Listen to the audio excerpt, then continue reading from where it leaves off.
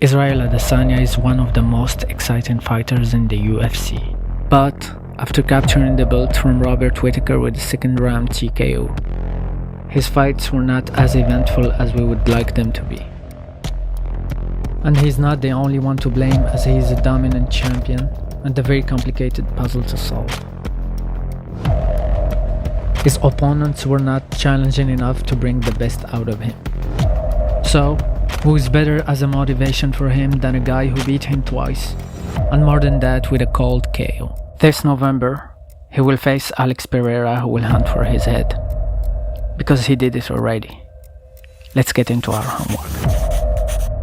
With the UFC recruiting and fast-tracking Alex to a title shot against Izzy, the story and the beef gets more interesting.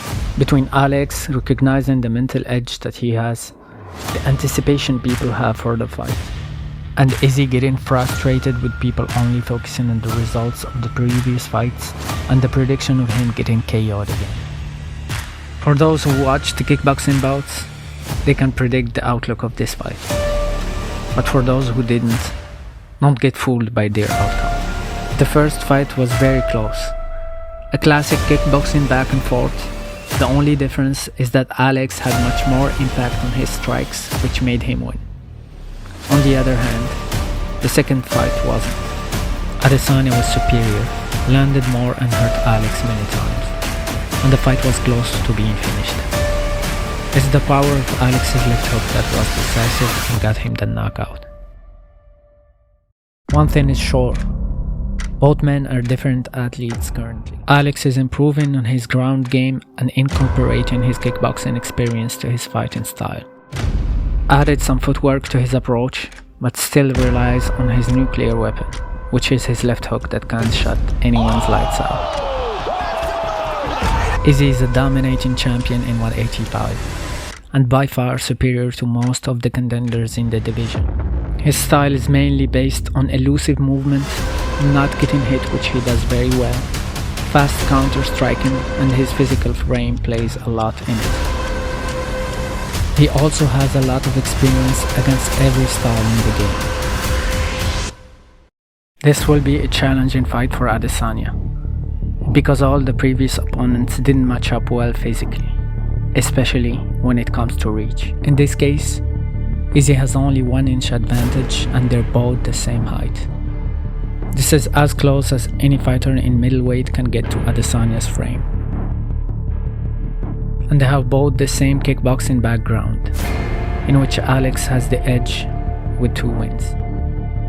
Between their last confrontation back in 2017 and now, there's a big gap in activity between the two. Not everyone knows that Izzy has started MMA since 2012 and was competing both in kickboxing and MMA.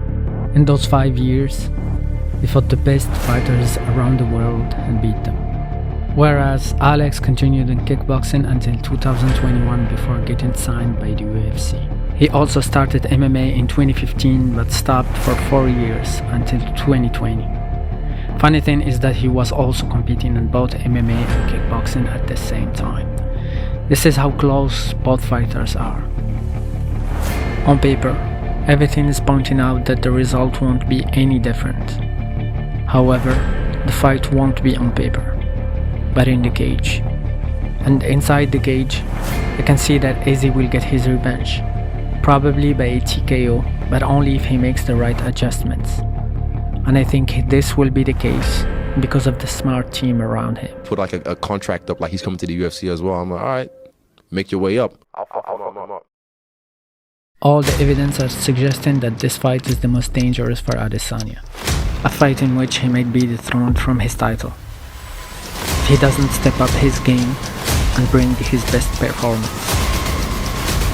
Because if he doesn't, he will go to sleep at any time. See you in the next homework.